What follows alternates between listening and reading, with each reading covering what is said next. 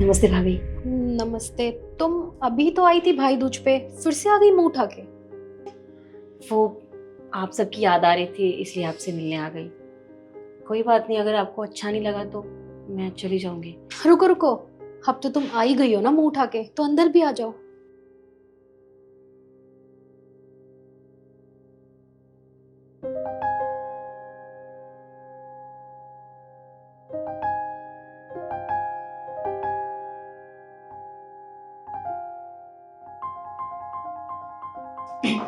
और बताओ कैसी हो तुम?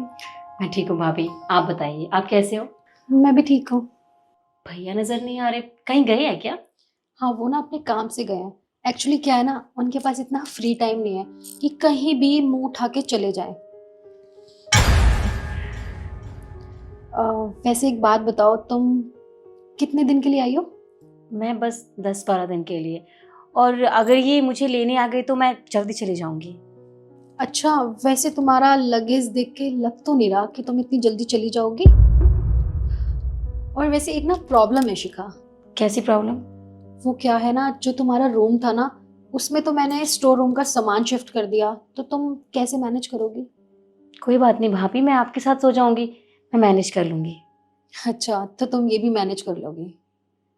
खैर तुम बैठो, मैं तुम्हारे लिए चाय बना के लाती हूँ। जी। अब भाभी, चीनी थोड़ी कम रखना, डॉक्टर ने मना किया है। Okay madam.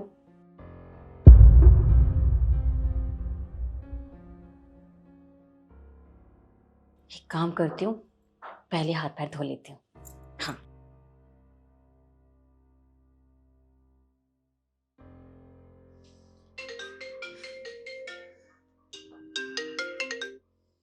हेलो। हाँ जी माँ। क्या ही करूँगी मैं, आ गई है मुंह उठा के, उसके लिए चाय बना रही हूँ। क्या करूँ, अभी तो आई थी भाई दूज पे, इन्हें शर्म ही नहीं आती है। मेरा बस नहीं चलता मम्मी, वरना मैं इसे ना धक्के मार के घर से बाहर निकाल दूं। लेकिन क्या है ना, मुझे निखिल की वजह से चुप रहना पड़ता है। आते ऑर्डर ऐसे दे रही है मुझे जैसे कहीं की महारानी हो। मुझे कह रही है चाय बना देना, लेकिन मीठा थोड़ा कम डालना, जैसे मैं इसकी नौकरानी हूँ। खैर छोड़ो मम्मी, एक बैग लेकर आई है और चार चार बैग यहाँ से भर के जाती है। शर्म तो आती नहीं है इन्हें। चलो ठीक है मम्मी, मैं इसके लिए चाय बना दूं, वरना महारानी पता नहीं कौन सा ऑर्डर लेकर आ जाए दोबारा।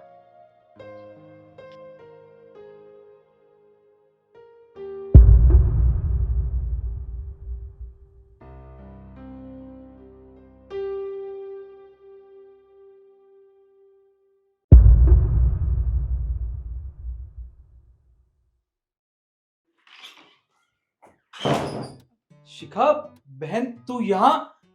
तू कब आई? तूने मुझे बताया क्यों नहीं? भैया मैं तो अभी आई थी, पर आप यहाँ, भाभी ने बताया आप बाहर गए हो किसी जरूरी काम से। क्या? बाहर? नहीं, मैं तो कहीं बाहर नहीं गया था। मैं तो बस अपनी जॉब पे गया था। फिर ईशु ने तुमसे ही क्यों कहा? अच्छा। वैसे तू कहाँ जा रही थी बैग लेके? वो मैं घर जा रही हूँ, बस आपसे मिलने आई थी, आपको देखने आई थी, आपको देख लिया तो अब जा रही हूँ। रुक।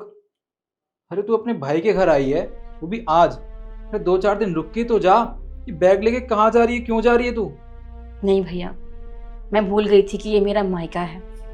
मुझे अपने ससुराल में रहना चाहिए, क्योंकि शादी के बाद लड़की का असली घर उसका ससुराल ही होता है, ना कि उसका मायका। और ये बात मुझे आज शायद भाभी ने अच्छे से समझा दी है। मेरी वजह से उन्हें बहुत दिक्कत हो रही है, इसलिए मेरा यहाँ से चले जाना ही सही है। बहन रुक। कुछ हुआ है क्या? क्या बात हुई है? बता मुझे।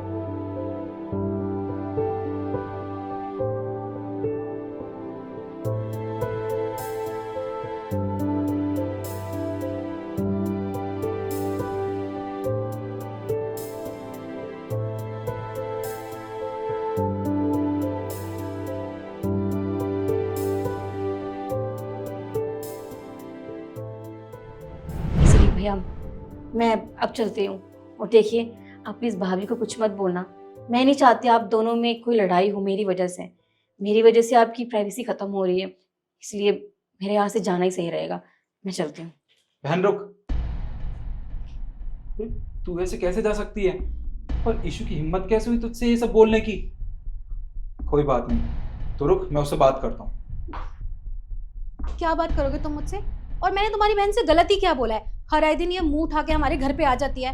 अरे हमारी भी कोई प्राइवेसी नाम की चीज है, लेकिन नहीं, इसे बिल्कुल भी शर्म नहीं आती। और हर फेस्टिवल पे तो ये आती है और इसकी अच्छे से खातिरदारी भी करती हूँ मैं, लेकिन नहीं। बस ईशु, बहुत होगा तुम्हारा ड्रामा। ये क्या बोले जा रही हो? हाँ, तुम्हें पता नहीं है क्या? एक बहन के सामने उसका भाई खड़ा है और तुम मेरे सामने इसको इतना कुछ सुना रही हो? अरे शर्म आनी चाहिए तुम्हें।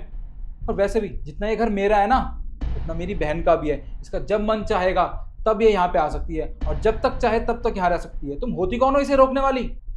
अच्छा, मैं कौन होती हूँ? मैं तुम्हारी ना बीवी हूँ, और जिंदगी भर ना मुझे ही तुम्हारे साथ रहना है, इसने नहीं रहना। और तुम्हें तो ठंडक मिल गई होगी ना हस्बैंड वाइफ के बीच में लड़ाई करवा के। और अब भी हमारी शक्ल देख रही हो, निकलो यहाँ से। नहीं भाभी आप गलत समझ रहे हैं। मैं नहीं चाहती कि मेरी वजह से आप दोनों में लड़ाई हो। कोई बात नहीं, आप दोनों लड़िए मत। मैं जा रही हूँ इस घर से। बहन रुक। ईशु, क्या ड्रामा लगा रखा है तुमने? तुम मेरे सामने मेरी बहन को इतना कुछ सुना रही हो और इसे यहाँ से जाने के लिए बोल रही हो? अरे शर्म आनी चाहिए तुम्हें। तुम्हें पता भी है मैं अपनी बहन से कितना प्यार करता हूँ। जब हम दोनों छोटे थे ना, तब हमारे माँ बाप हमें इस दुनिया से छोड़ के चले गए थे। हमारा इस दुनिया में कोई भी नहीं था। उसके बाद मैंने अपनी बहन को कितने नाजों से पाला है, आज तक किसी भी चीज़ की कमी महसूस नहीं होने दी।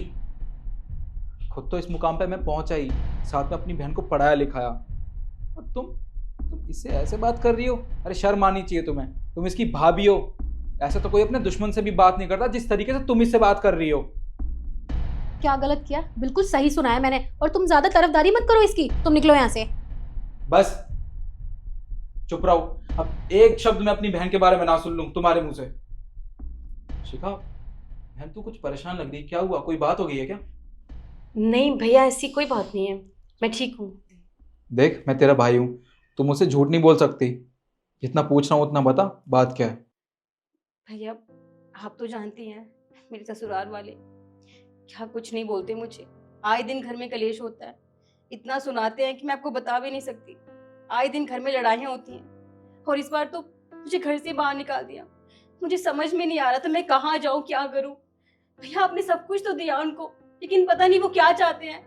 कभी कभी तो मन करता है अपनी जान दे दूं, पर फिर अपने भाई का ख्याल आ जाता है।